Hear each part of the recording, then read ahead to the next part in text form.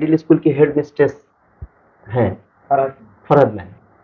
तो वो जब गई तो प्रशांत किशोर ने ये बोला कि आप बुके ना दें, ये 100 रुपया किसी और को दे दें प्रोस्पेक्टिव में, क्योंकि मनी का वेस्टेज कर रहे हैं आप, रिसोर्स को जबरदस्ती का वेस्ट कर रहे हैं।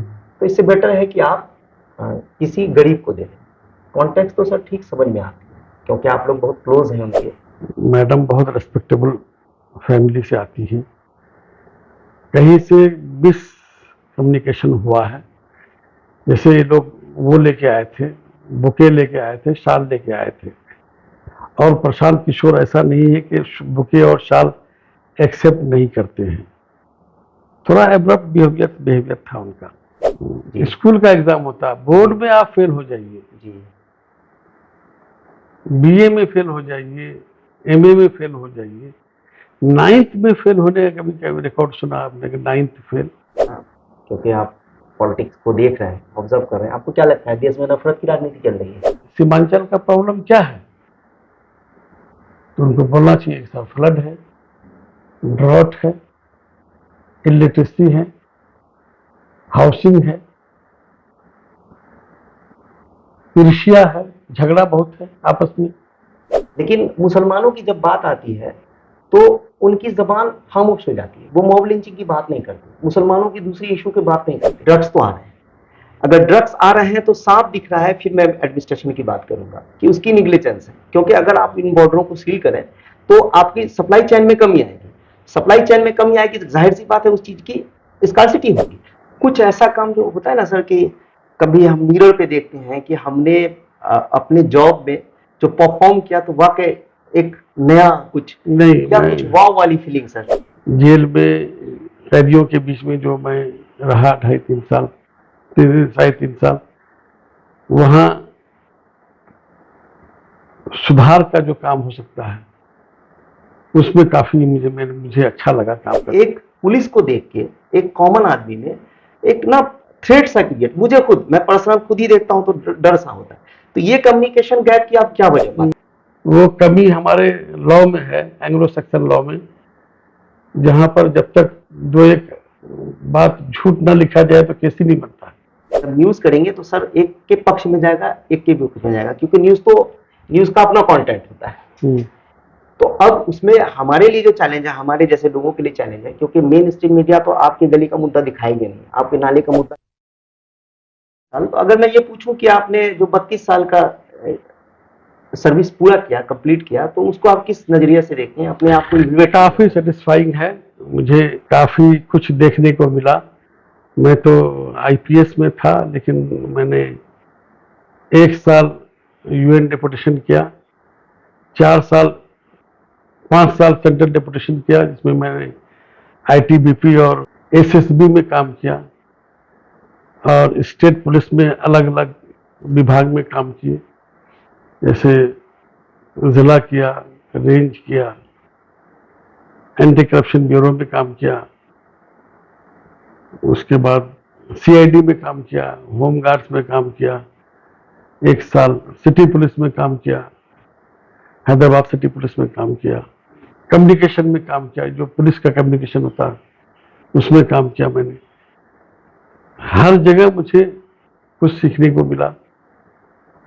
लास्ट में मैं होम डिपार्टमेंट में रहा, करीब 4-5 साल रहा होम डिपार्टमेंट में, और रिटायर हुआ हूं मैं एज डीजी जेल, जहां मैं 3-3.5 साल था।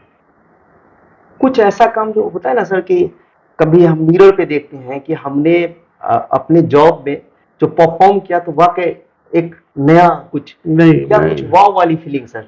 मुझे सबसे बढ़िया जो सेटिस्फाइंग करियर लगा, एक तो सेंट्रल डेपुटेशन का जो पीरियड था, यूएन असाइनमेंट, और जेल का जो काम मैंने किया। जेल में कैदियों के बीच में जो मैं रहा 2.5-3 साल, 3 साल, वहां सुधार का जो काम हो सकता है उसमें काफी मुझे अच्छा लगा काम करके। अगर जेलों कैदियों को सुधारने में अगर हम थोड़ा टाइम दें तो उतने नंबर जो हैं क्रिमिनल्स के कम हो जाते हैं समाज में। जैसे अगर समाज में 100 लोग कम हो गए अगर हमारे सुधार की वजह से, तो कम से कम 100 लोग तो कम हो गए। अच्छा सर, क्योंकि आपने कम्युनिकेशन की बात की, तो मैं ना जनरल जो डे टू डे लाइफ की जो कंसर्न होते हैं वही लोगों से बात करता हूँ। एफआईआर करने में डर क्यों लगता है सर आम लोगों को? मतलब ये कम्युनिकेशन नहीं, गैप है देखिए, क्या? आप इसको किस कम्युनिकेशन तरह से गैप देखते हैं? नहीं, हम तो कम्युनिकेशन दूसरा था। मैं वायरलेस वगैरह देखता था जिसको कम्युनिकेशन बोलते हैं, लेकिन एफआईआर करने में आजकल तो ऑनलाइन हो गया है, एफआईआर ऑनलाइन कर सकते हो आप, देरी नहीं होनी चाहिए। पहले था, सिस्टम था, देरी होती थी, रिफ्यूजल होता था, लेकिन अब तो मेरे ख्याल से हो जाता है एफआईआर। सर मैं ये कंसर्न रेज करना चाह रहा था आपके सामने कि एक पुलिस को देख के एक कॉमन आदमी में एक ना थ्रेट सा क्रिएट, मुझे खुद, मैं पर्सनल खुद ही देखता हूं तो डर सा होता है। तो ये कम्युनिकेशन गैप की आप क्या वजह पाते हैं? ये दो तरह का परसेप्शन है। पुलिस से अगर आप दूरी बना के रखेंगे तो आपको हमेशा लगेगा कि पुलिस से डरना चाहिए। जो लोग थाने में गया है, एक बार भी गया है, तो उसका परसेप्शन अलग होता है, उसको वहां एक हेल्पफुल आदमी दिखता है। कमी कहां होती है कि बैड एलिमेंट्स हर जगह होता है। यूनिफॉर्म वाला दूर से दिखता है, अगर उससे एक गलती हो जाती जो नहीं होनी चाहिए तो सबको दिखता है। उसके 1000 काम जो इन्होंने अच्छे किए हैं, वो लोगों को एक खराब काम जो है नलीफाई कर देता है। सर कोई वर्कशॉप होता है पुलिस की पर्सनालिटी ग्रूम के लिए? हाँ, होता है, बिहार में ट्रेनिंग, कहाँ होता है? रेगुलर ट्रेनिंग होगी। बिहार में भी ट्रेनिंग होती होगी, मतलब मैं जानना चाह रहा हूँ बस। मुझे यहाँ का आइडिया नहीं है, लेकिन ट्रेनिंग तो होती है, रेगुलर ट्रेनिंग होती है, रिफ्रेशर कोर्स होता है, और उससे अच्छा रिजल्ट भी मिलता है। जो ट्रेनिंग करके आता है उसके एटीट्यूड में चेंज आता है। जो एक कनेक्टिविटी की मैं बात कर रहा था, तो वो उस ट्रेनिंग में बताया जाता है कि आपको कैसे लोगों से कनेक्ट करना कैसे है। कनेक्ट होना है, कैसे लोगों से, देखिए, जनता जिसके साथ है वही हीरो है।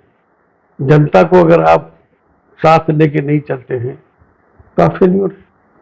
तो हम तो आपको नक्सल प्रभावित क्षेत्र में काम किए हैं, बहुत दिन काम किया मैंने। वहां पर जनता अगर आपके साथ है तो आप आधी लड़ाई नक्सल फ्रंट पर जीत जाते तो हैं। आपको क्या लगता है सर, अभी गैप है कि कुछ काम होना बाकी है उसमें? मतलब किस... इम्प्रूवमेंट की गुंजाइश तो हमेशा रहेगी जी। लेकिन काफी कुछ हुआ है, परसेप्शन में काफी चेंज आया है। एक जमाने में पुलिस, जैसे आप बता रहे हैं कि लोग डरते थे पहुंचने के लिए, अब तो मेरे ख्याल से लोग, कमी आई है उसमें। कमी आई है, लोग जाते हैं और रिलीफ मिलता है। मैं एक चीज बिहार के बारे में, मैं थोड़ा सा, मुझे यहाँ लगता है ज्यादातर क्राइम के पीछे सिविल डिस्प्यूट होता है, जमीन का झगड़ा होता है, उसमें उसको क्रिमिनल शक्ल दिया जाता है ताकि ज्यादा बेनिफिट लिया जा सके, जो गलत है। सिविल डिस्प्यूट है, क्रिमिनल केस बना करके उसको फोर्स करना, आर्म ट्विस्ट करना सही नहीं। तो जब आईओ पोर्ट्रे करते हैं इन चीजों को, तो क्योंकि सर वो तो एक्सपीरियंस होते हैं, तो क्या एक्सपीरियंस के बिहाफ पे वो जो एफआईआर लिखते हैं तो उनमें कमी आ रही है? मतलब क्या हो पा रहा है जो ये आप डिस्प्यूट की बात कर रहे हैं? से प्रोफेशनल राइटर्स वैलिड होते हैं, पॉइंट है आपका ये। प्रोफेशनल राइटर्स होते हैं जी।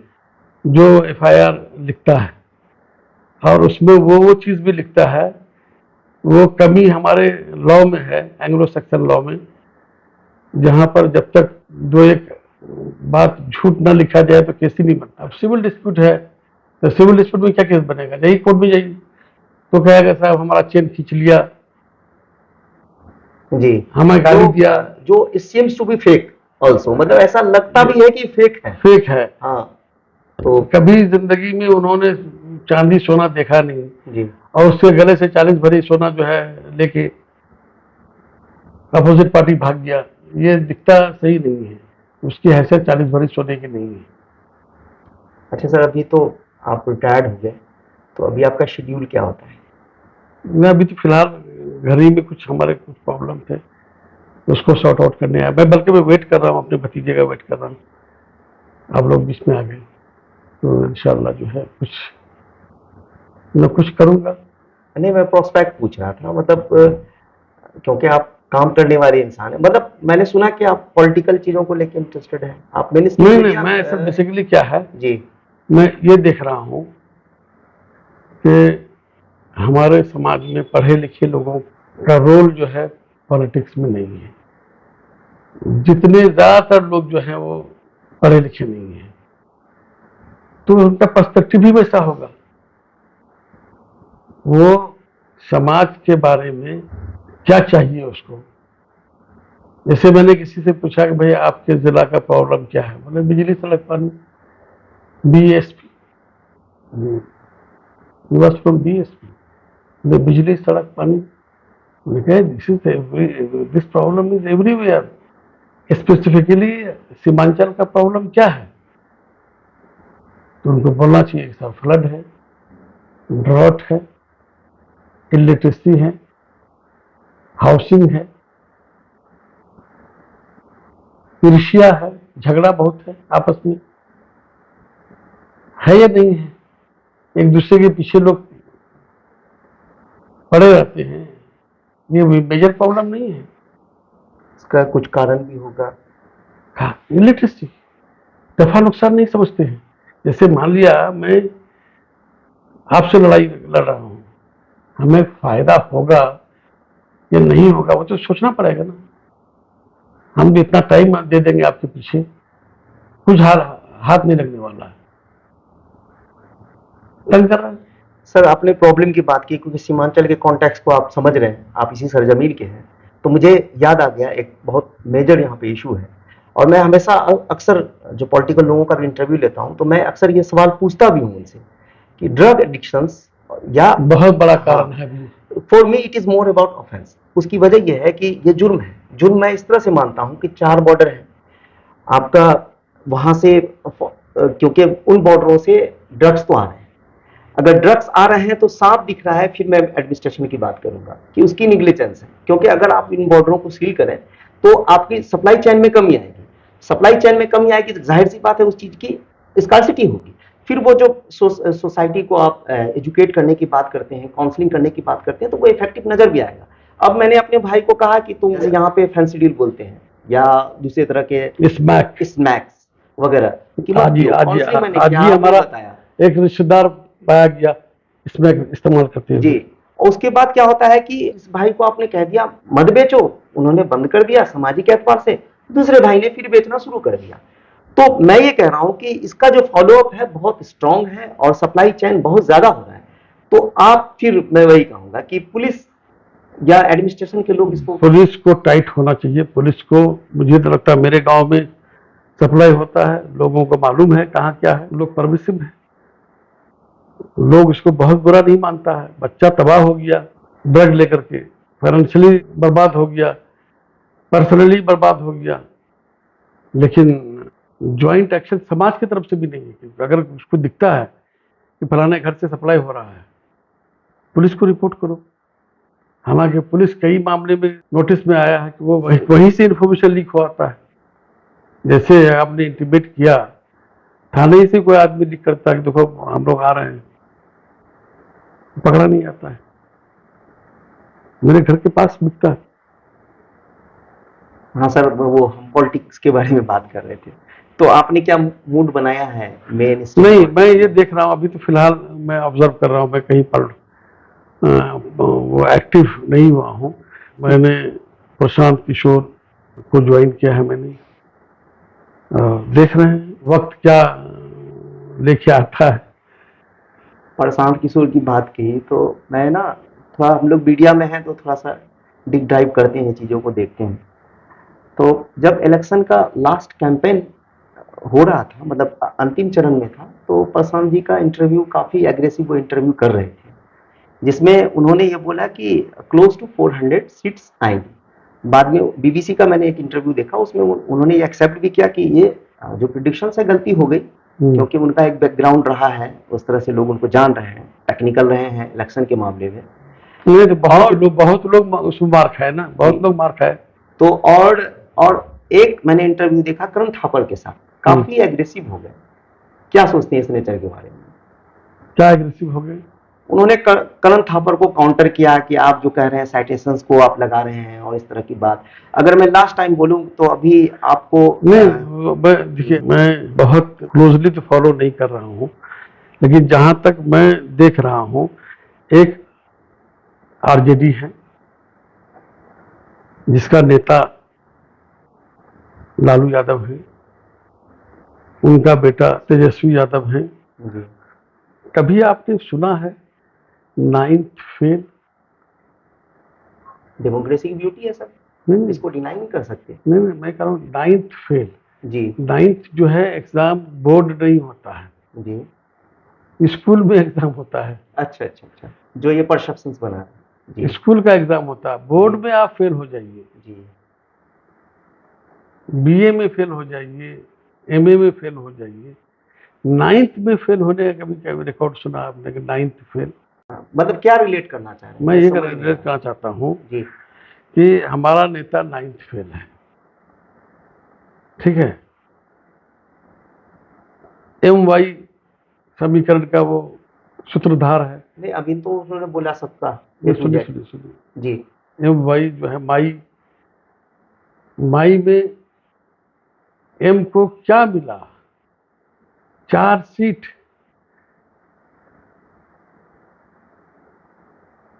ये जो अगर ठीक से लड़ते, ये इनको ऐसा हॉटी एटीट्यूड आ गया, अगर ठीक से लड़ते तो आज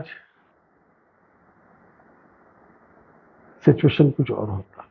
जन स्वराज की पार्टी में सर हम गए थे, क्योंकि हम लोग मीडिया वाले हर जगह पहुंचते हैं। अभी अररिया में एक प्रोग्राम हुआ था जिसमें आपकी भी मौजूदगी थी, और हाँ, यहाँ पर जी जी जी, अजमतपुर में। और ये यहाँ भी थे, ये रिकॉर्ड में है, क्वेश्चन आपसे कर रहे हैं। तो बुके देने के लिए यहाँ पे मिडिल स्कूल की हेड मिस्ट्रेस हैं फरहद मैम, तो वो जब गई तो प्रशांत किशोर ने ये बोला आप बुके ना दें, ये 100 रुपया किसी और को दे दें प्रोस्पेक्टिव में, क्योंकि मनी का वेस्टेज कर रहे हैं आप, रिसोर्स को जबरदस्ती का वेस्ट कर रहे हैं, तो इससे बेटर है कि आप किसी गरीब को दे दें। कॉन्टेक्स्ट तो सर ठीक समझ में आते हैं। मुझे पर्सनली इसलिए बुरा लगा कि वो हमारी मिस्ट्रेस रही हैं, और ईसा फरताब पे उन्होंने पीएचडी भी किया है। बिल्कुल बिल्कुल जी, जिनकी 2 किताबें आई थी, पीएचडी किया, इतना बड़ा, और पहली लेडी है जो पीएचडी करने वाली है। तो क्योंकि वो उसकी पार्टी की थी, बंद कमरे, और वो रिकॉग्नाइज भी कर रहे हैं कि हेड मिस्ट्रेस है, तो उनकी पार्टी की थी, बंद कमरे में ये बात बोल सकते थे। ये पब्लिकली प्रशांत किशोर का ये एटीट्यूड के बारे में आप किस तरह से देखते हैं सर? मैडम बहुत रिस्पेक्टेबल फैमिली से आती है, कहीं से मिस कम्युनिकेशन हुआ है। जैसे ये लोग वो लेके आए थे, बुके लेके आए थे, शाल लेके आए थे, और प्रशांत किशोर ऐसा नहीं है कि बुके और शाल एक्सेप्ट नहीं करते हैं, थोड़ा एब्रप्ट बिहेवियर था उनका। क्योंकि आप पॉलिटिक्स को देख रहे हैं, ऑब्जर्व कर रहे हैं, आपको क्या लगता है देश में नफरत की राजनीति चल रही है? कुछ लोग चला रहे हैं, नफरत की राजनीति चला रहे हैं, लेकिन भारतवर्ष जो है इसमें रेजिलियंस बहुत है। चाइना में कम्युनिस्ट पार्टी था, इंडिया में भी कम्युनिस्ट पार्टी है, वहां भी माओ ने ओवरथ्रो किया था, यहां नहीं कर सका, इसलिए कि ये इंडिया है। इंडिया में सहिष्णुता जो है बहुत ऊंचे लेवल का है, लोग एक दूसरे का ख्याल रखते हैं। अभी सर लास्ट अभी जो सेशन हुआ जिसमें राहुल जी बड़े ही एग्रेसिव दिखे, जो उन्होंने मोदी जी को झुक के प्रणाम किया था, उनके स्पीकर ने उस बात को बहुत रेज किया, लेकिन मुसलमानों की जब बात आती है तो उनकी जबान खामोश हो जाती है, वो मॉब लिंचिंग की बात नहीं करते, मुसलमानों की दूसरी इशू की बात नहीं करते।